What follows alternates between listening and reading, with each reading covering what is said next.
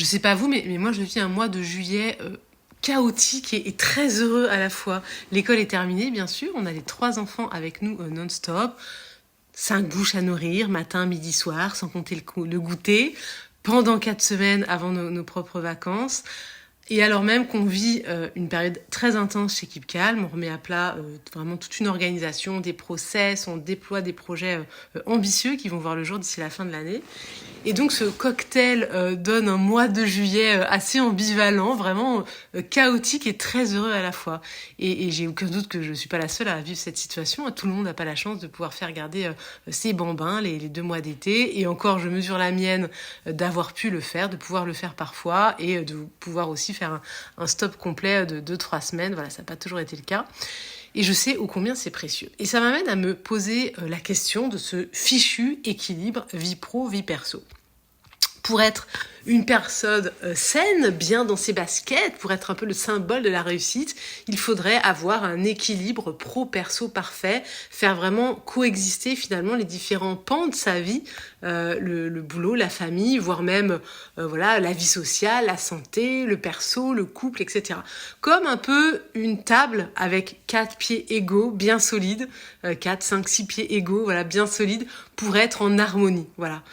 Et on devrait avoir vraiment ces 4 pieds égaux, bien solides et impérativement qu'ils soient comme ça, comme les 4 pieds d'une table.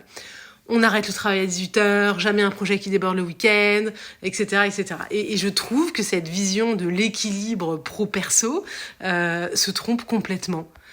L'équilibre pro-perso, c'est pas une table, c'est un vélo, c'est un équilibre créé par un déséquilibre en fait, un ajustement constant, un coup de pédale à droite, un coup de pédale à gauche.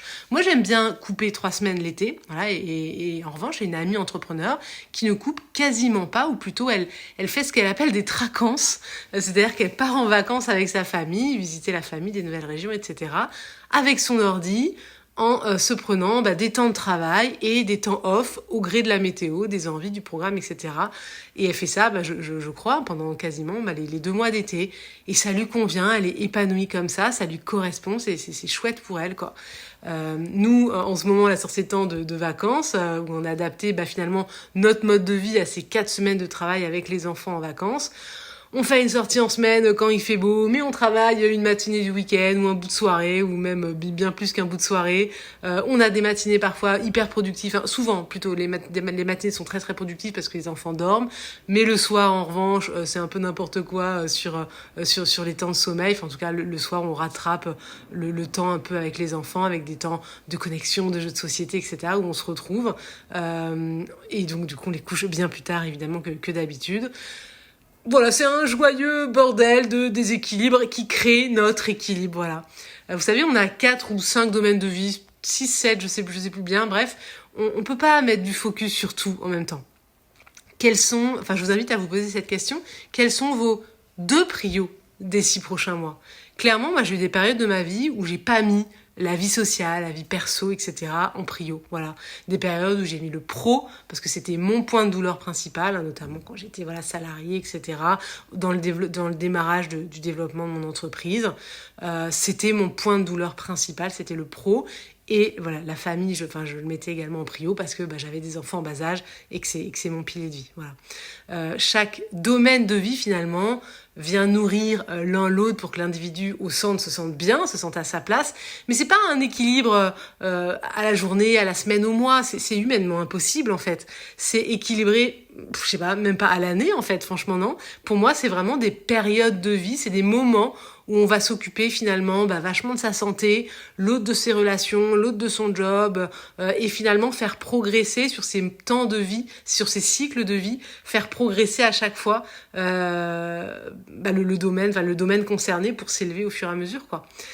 Alors, comment on fait pour se sentir finalement épanoui, équilibré, à sa place, etc., sans attendre la fin de la vie, en fait, sans attendre qu'on ait eu toutes ces phases de progression sur chacun des domaines de vie. Moi, mon truc, c'est de pas c'est pas de construire son équilibre de vie sur sa vie idéale équilibrée, cette fameuse table avec ces quatre barreaux, pas barreaux, pardon, ces quatre pieds, mais sur le minimum vital de la table, quoi. C'est-à-dire qu'est-ce qui doit être le minimum pour tel domaine, et tel domaine, et puis et tel domaine, pardon, vous avez compris, quoi.